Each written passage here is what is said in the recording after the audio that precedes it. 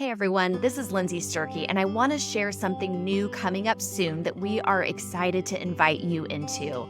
If you're listening to this podcast, I'm guessing that you want to grow spiritually, but sometimes it can feel like real life gets in the way. But here at the Real Life Process, we believe that growing our faith is meant to happen in our real life, not apart from it. And that's why we are so excited to invite you to join the Real Life Practice membership, which is launching in January 2025.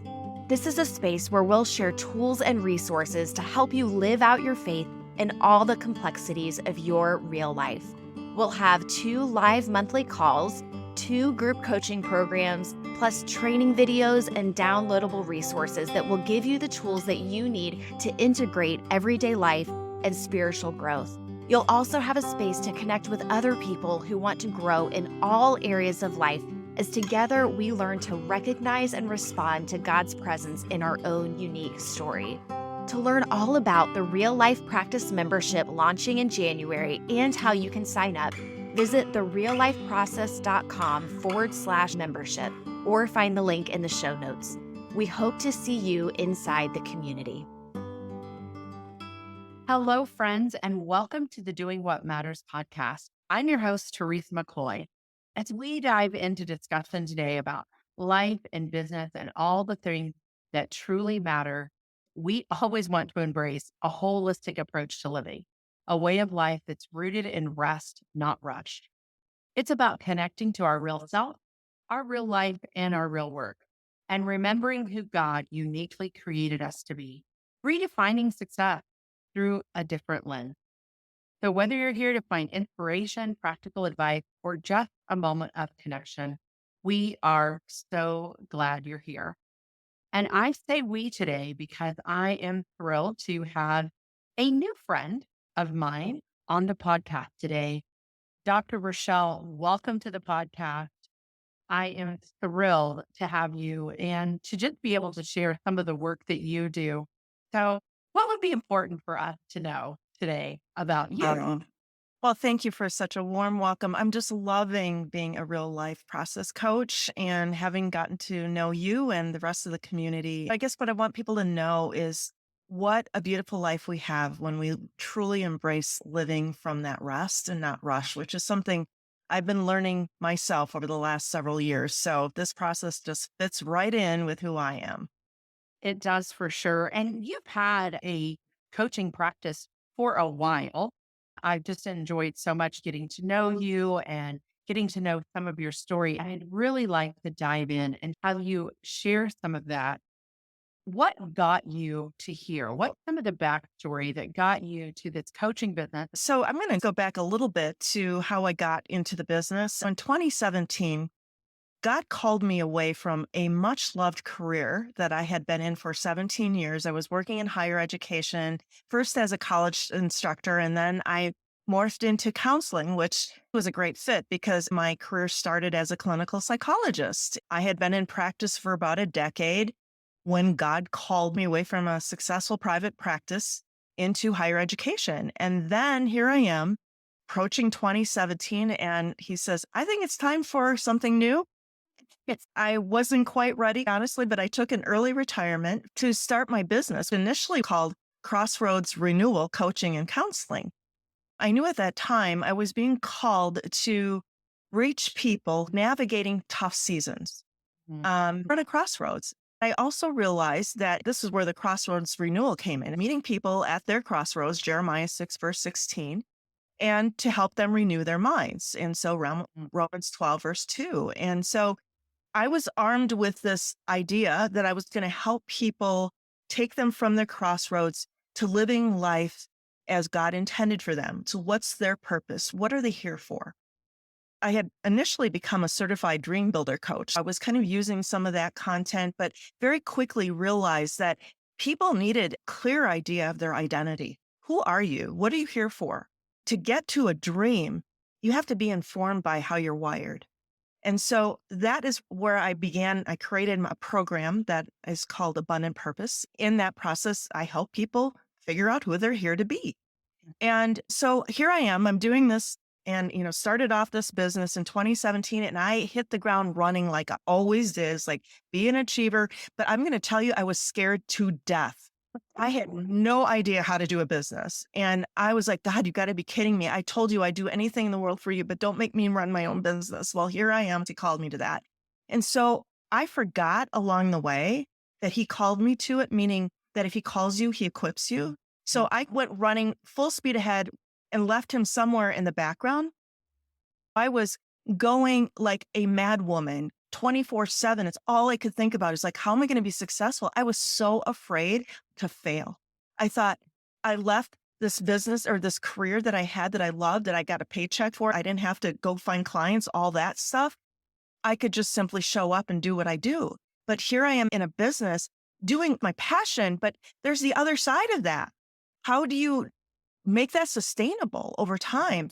By the time I would say a good 2.5 years into that whole business, I had clients and I was seeing people and I was doing all the things that we do to start and establish a business. But I crashed by the end of 2019. It was so bad, Teresa, that at that point, I literally questioned my value and worth of why I was even here. I don't want to say that I was at the point of suicidal planning, but I sure had some thoughts about life would be a lot easier not being here. That's how Wow. dark it got, to Yeah. the point that I even lost my sense that God was with me in it. The world became so dark.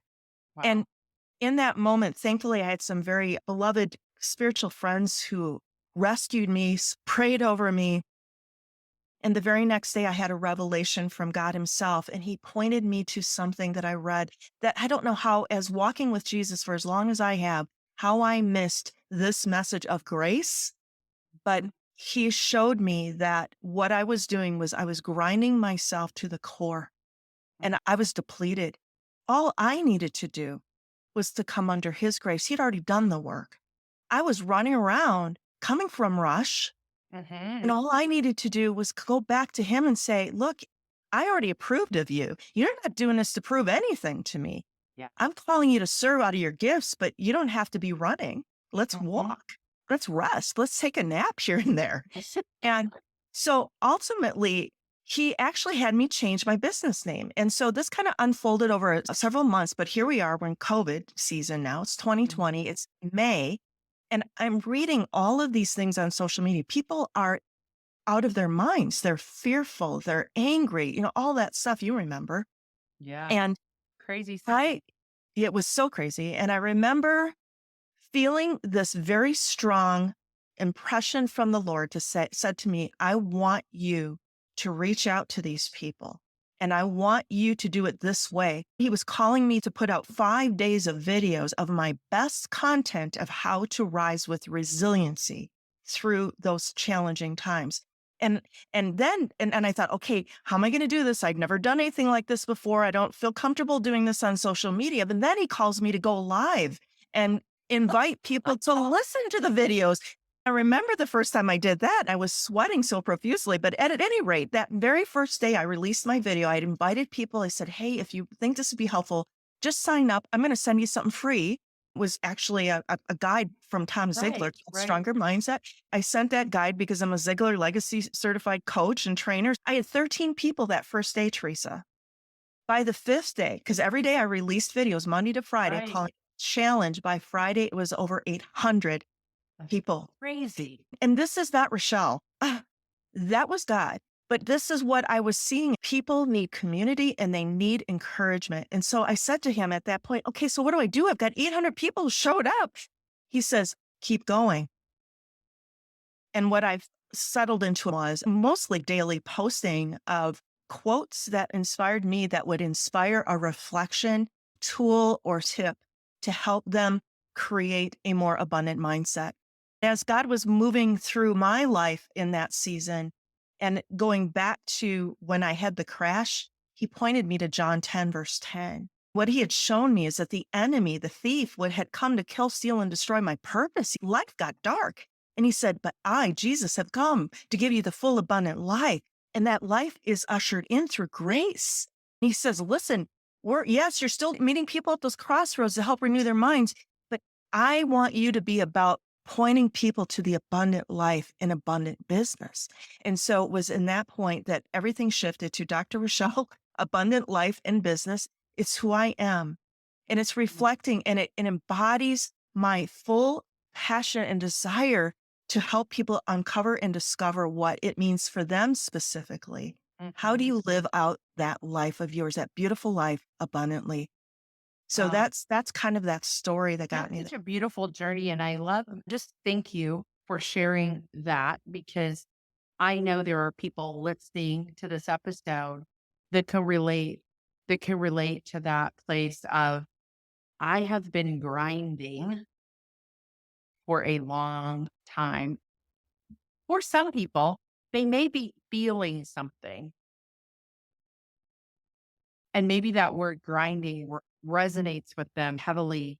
But what did that look like? What were some behaviors? What were some things that were going on when you're grinding? What does it look like? Because sometimes we can't name it. So, can Yep. you give us some examples Oh, of yeah. what was going on? Absolutely. So for me, coming from that place of rush, I constantly felt like I was behind.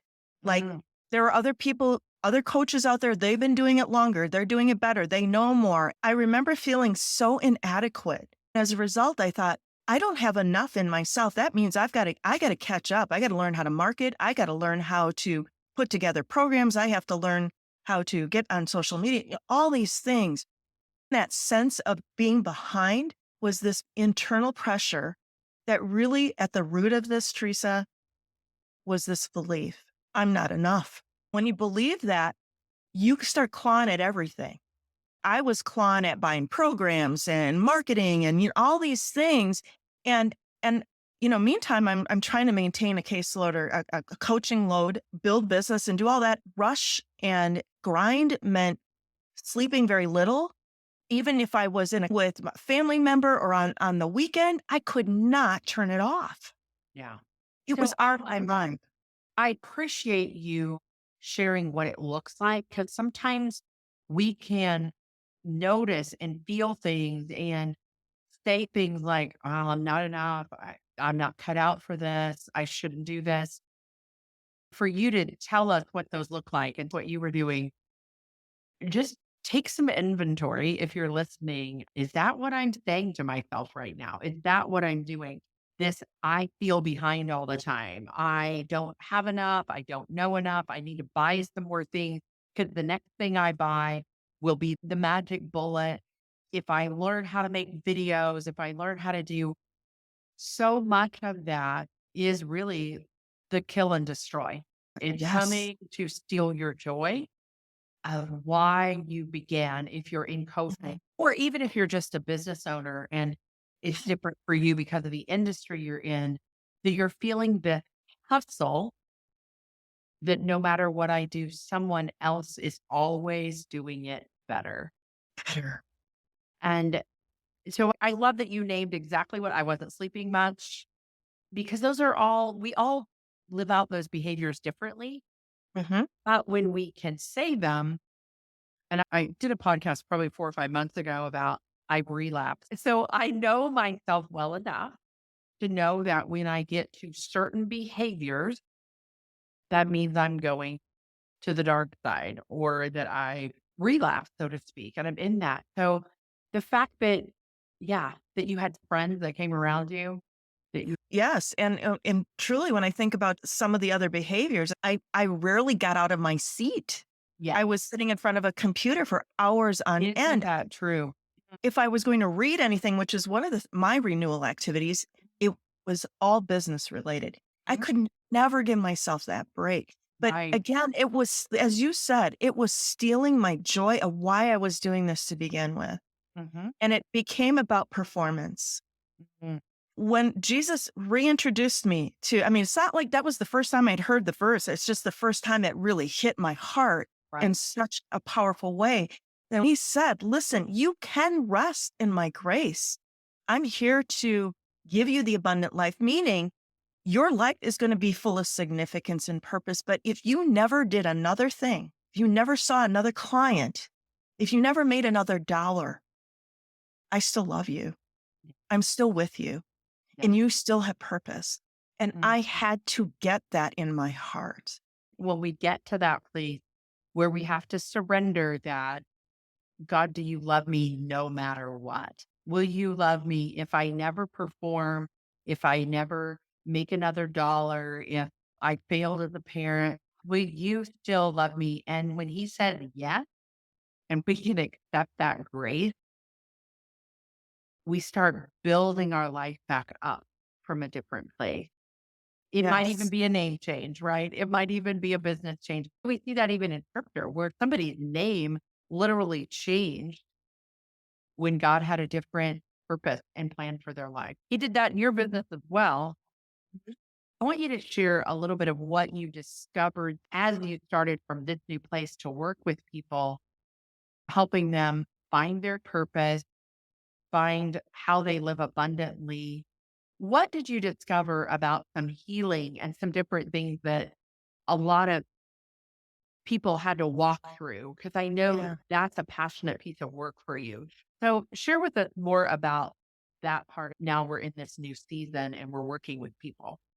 Yeah, I think one of the first things I did, I had a visual of something and I worked with a graphic artist to help me create something called the Path of Abundant Living.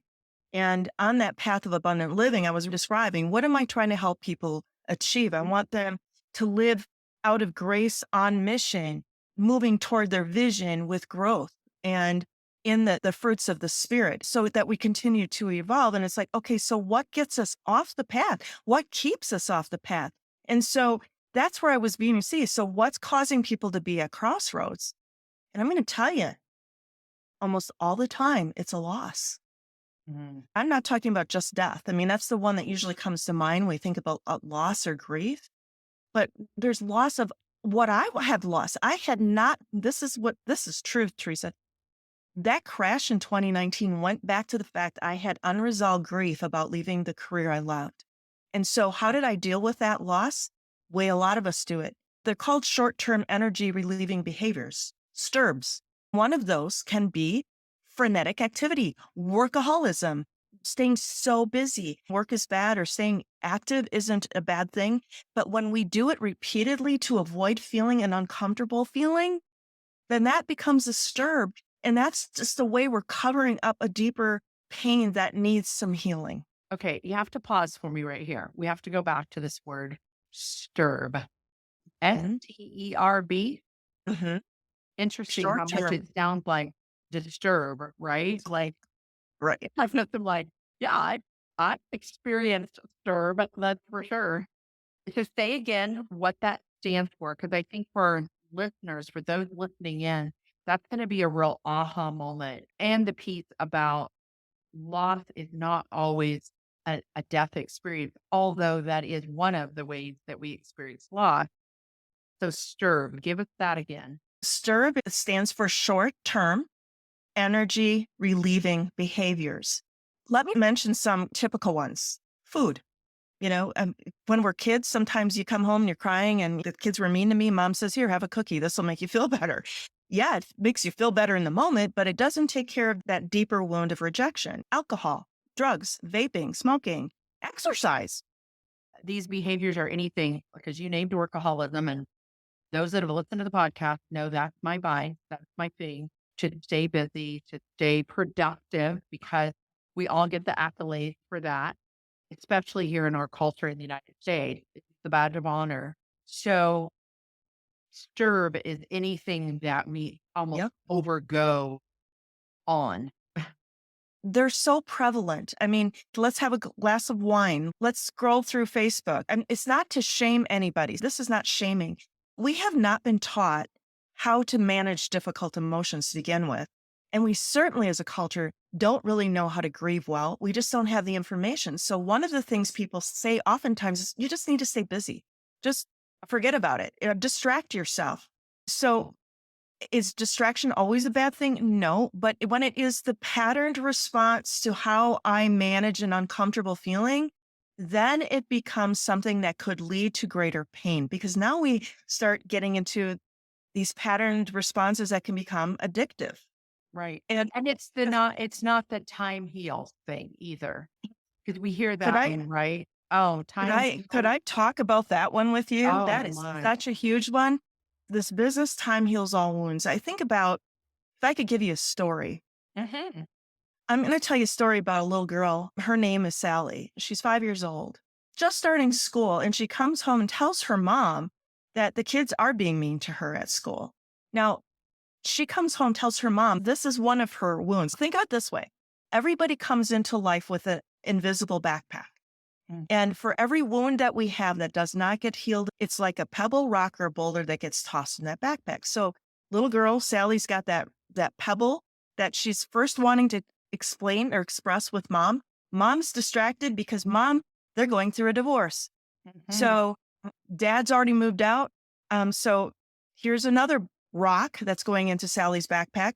Mom isn't emotionally available. Another one is her dad moved out and parents are going through a divorce. By the way, they had to give away the family dog Hmm. because mom just doesn't have capacity to take care of the animal. Hmm. One of the things that is probably leading to the divorce of mom and dad is that Sally's older brother was killed in a car accident 3 years earlier. I Here's know that five these things rocks. they're all real life. You know what I'm saying? Life happening to people.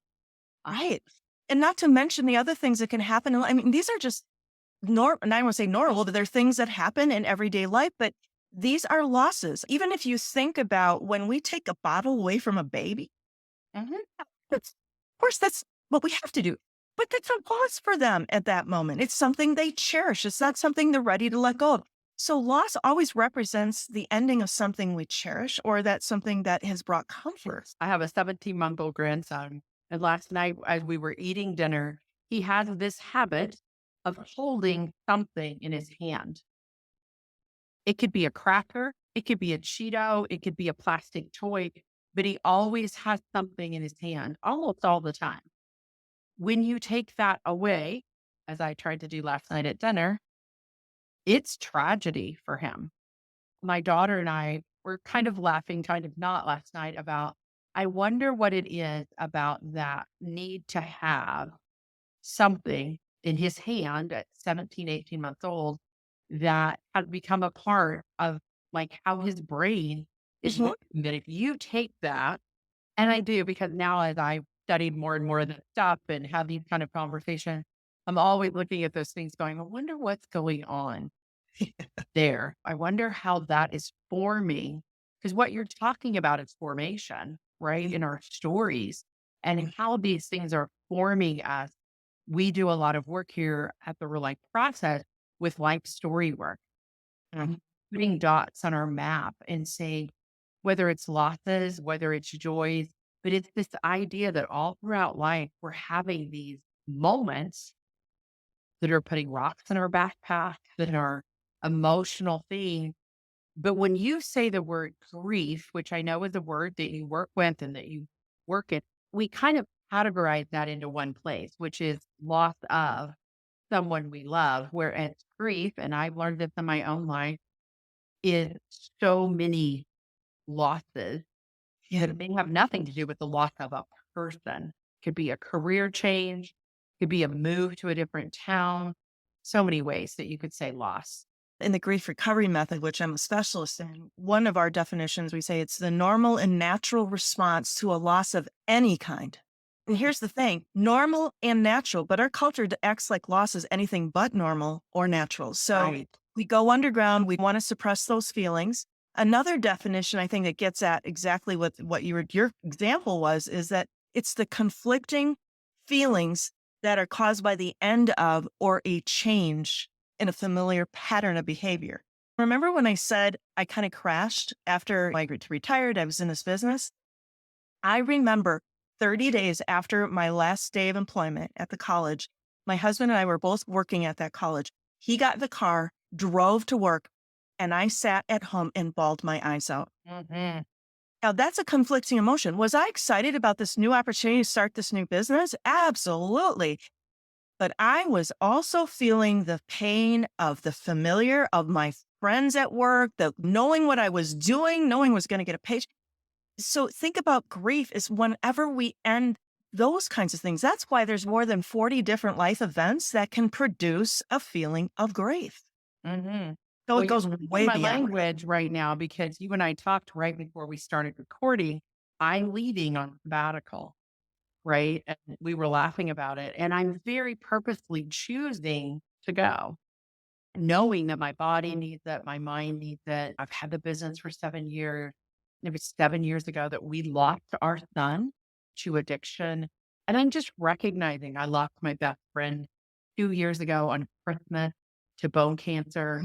And I'm sitting in knowing that there's still more to process. So I need the time and the space. So there's a part of me that's longing, but then there's part of me that just told a friend that walked out the door earlier from my office. And I said, she goes, "Oh, enjoy. I'm not going to bother you." I go, "No, no, I still need my friend. Like, don't leave." Like you're saying about him driving off to work. So we're going through these things all the time. They're part of it. So say more about, you mentioned it briefly. I want to come back around it. Say more about the grief work specifically, how you're trained to walk with people. Now that we know that grief is the natural and Normal response to a loss of any kind. yes. So if I could go back to that example of Sally, she's 5 years old and she encountered those things in her backpack. And let's just say she just moves on with her life and does life the best she can. And now she's 30. And as a 30-year-old, she hadn't emptied out her backpack. So she's got those 5 things we already talked about: loss of dog, parents going through divorce, bullying. Guess what? You think by the time she hit adulthood, she hadn't added some more pebbles, rocks, boulders? And then she might have a backpack that was bursting at the seams, but now she's an adult. Well, guess what? She's 30 years old now, and she's got some other ones that she's now contending with. These include, she has a friend that ended her life by suicide her freshman year. She had a falling out with her sister, her only remaining sibling, and so they're estranged. She got married. Her first pregnancy ended in miscarriage 3 years into the marriage. Her husband is addicted to meth. Mm. She's 30 years old and she's carrying all of that pain. Here's what I do. And this is getting to answer your question is, so as and I'm sharing a story with you that it's fictitious in some respects, but I'm actually putting together a lot of stories of people I've worked with. Absolutely. Here's what happens. I might have started working with them and helping them discover what their purpose is and what they're here for. They came in, they're business people, they're working on stuff. Yeah. And I They're do life achievers. story. They're people They're doing life. achievers. Yes. They have mastered the use of busyness now to run down. And they were told, just stay busy and over time, it'll get better. We do get some distance from that pain, but it is preserved in the body, like frozen in time. Here's what happened. And gets back to, how did this grief part of my business come about? Well, there's many reasons, but what I'm going to just real specifically say is that in my work with people and I was going through their stories, I was finding more and more and more that there's all these unhealed losses. And I'm thinking, you know what? We can move through my program and get to their vision, purpose, mission, and who they're here to be. But as long as they're carrying all the weight of that pain, there is a belief they're not lovable, valuable, worthwhile enough, and safe. If we don't address the root of that, they're going to stay stuck and never get to where they choose to be. I discovered the grief recovery method in 2023. Quite honestly, I'd already been doing grief work for many years, first as a psychologist, but then I'd gone through cancer of my own. So I worked with cancer patients along the way. Ultimately, I came across the grief recovery method a year and a half ago. I went through the method for my own pain. I lost both of my parents in 2021 when they died during COVID.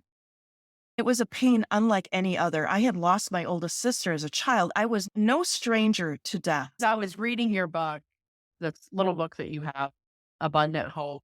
You have walked through a lot of loss and a lot of pain yourself. I had. And I think the grief recovery method, after my parents died, I used the stirb of my business again. The relapsing started happening. It wasn't quite to the depth it was, but it was a way to avoid those hard feelings of walking life without my parents. I found the grief recovery method and I thought, what is this? I read the book called the Grief Recovery Handbook. I reached out to the Institute and I found out that there's training to be a specialist. I thought, oh, this is right up my alley. I love helping people with their emotions. I became a specialist, but in order to become a specialist, I had to go through the method on myself. Oh my goodness, Teresa, it was so life transforming. I got to the roots of things I didn't have any clue I had been carrying. And Mhm. here's the beautiful part, it's not therapy. It doesn't take forever. It's not like you're going to rehearse the story over and over again. We've all done that and we don't feel any better.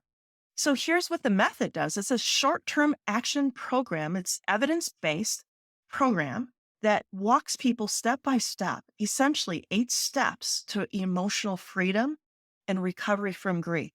Now, as I say that, I don't mean to say that we ever get over losing. That Oh, is not what I'm saying. What I am saying, though, is you empty out the backpack of the weight that is frozen in your body because your emotions, energy and motion are trapped in your body. And it leads to health issues. It leads to mental health issues. And I'm going to say, because I am a mental health professional, that I believe probably 90%, and I'm making up the number, but I believe it's a lot of the mental health issues. The root is unresolved grief. The traumas that people have I encountered, would agree with unresolved you. grief. And I can only say that through my own story and through my own experience, both mentally and physically, as we walked for 15 years and a lot of trauma. I would not have called it that then because you just are putting one foot in front of the other. But a lot of the trauma around our son's story with addiction and his difficulty as a child, I didn't realize how much I was carrying in my body, cortisol levels, all the physical things that are going on, autoimmune things, different things that are on the other side of that. And also, anytime you walk in long term backpack weights that you're talking about, you develop patterns of behavior. Your brain can rewire around things. You Yes. rewire your emotion of how you respond and handle. I truly believe this healing work you're talking about doesn't make the loss go away. It's how do I carry it differently? This method is about getting complete on emotions that were unaddressed at the time of some of our woundings, whether it be in a relationship, because usually, even with a death, like in my case, when I'm walking through recovering from the loss of my mom, I had to deal with some things that hadn't been dealt with in the history of our relationship. I Mhm. got complete on something. So what we do in the method is we get clear on some of the emotions that we didn't even know we had. So we label them, discover them, and learn how to communicate and deliver them. When you're doing that with someone who's here to now witness your grief, this is work you cannot do alone. You Yeah. need someone to witness that. That's the other beautiful piece that I love about the work that I hear that you're doing is it is work in community, even if that community is you and one other person. And I believe that God designed us to do life I with do too. one another. So you using your talent, gifts, your desire for learning, your desire to walk it out in your own story. Thank you for the work that you're doing that I know is life changing. If you're listening, you can hear how passionate Dr. Richelle is about this, which is right up my alley. I love people that are super passionate. This is a program that she has. I help people find their abundant life and their purpose. But along the way, there's also some of this grief and loss work. It's so important for people to get clear to that place. She also just recently got certified in our real life process. And it's been so fun to see her even incorporate the rule of life, real life process work in with this. And she has shared many times that she goes, I have the pieces now of all the things that I can walk people through and walk with. So, Rochelle, I know people are going to be excited to hear more about your work and they're going to need to find you. They're going to need to connect with you. I know they are. Where is the best place for us to connect with you and just learn more about the work that you're doing? Mm. I would be thrilled to connect with more people just to share my passion for living life more abundantly. So there's 2 places I would direct people to. If you're on Facebook, search for Abundant Mindset with Dr. Richelle. My name is spelled Richelle. So, Dr. Yes. Rochelle, Abundant Life, No, it's Abundant Mindset, Abundant Mind. Abundant Mindset with Dr. Richelle. So Okay. that's my Facebook group.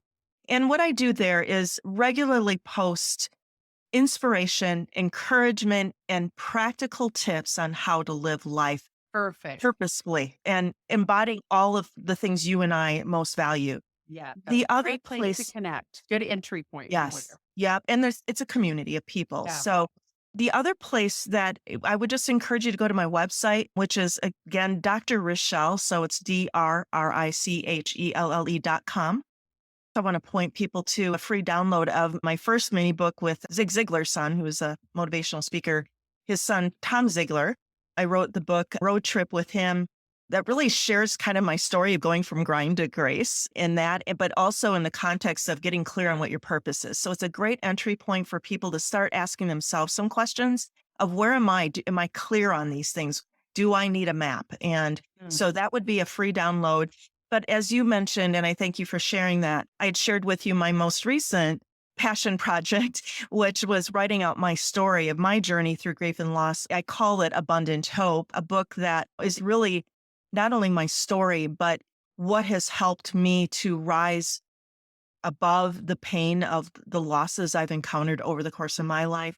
Some of my faith pieces, my story, my testimony, but also pointing you to possibly even connecting with me over the grief recovery method if that's something you're interested in. And I do a lot of my coaching through Zoom appointments. So and location isn't a barrier. If you're interested in the book, I have a place on the website that you can order that book for a small fee. It So is a great little book. I have actually read through it twice now, right when you sent it to me, and then I read through it again this past week. So what I mean little, it's little, like 4 inches by 5. Like it's a yeah, tiny it's little book it's it's a that you little can less than an stick hour. stick it in your purse, stick it, in your briefcase, whatever, and read it very quickly, very inspirational. So I love this. Thank you. Great little gift. I've thought about having some of these on hand for people that I know Yeah. are going through grief and loss, just to say, oh, there's someone that would understand my story. And you're very transparent in this little book and in all the work that you do to share your story. And just appreciate you so much, friend. I just love the connection that we've gotten to make over the last few months, the work that you're doing, helping those, because I am one of those people that I learned a new term today, a STIRB, and I know exactly what those are for me and how I can use those to do the avoidance, to keep me from doing the deeper work that God might be inviting me to in healing. Thank you for walking with people in that way and your talents and your gifts. It's been a joy. I'm sitting here thinking, this will not be the only podcast episode we have you on because you are an expert in your field and in what you do. I can't wait to have you back again for more of these conversations. Thank you for your time today I and for love it. being with us on the podcast.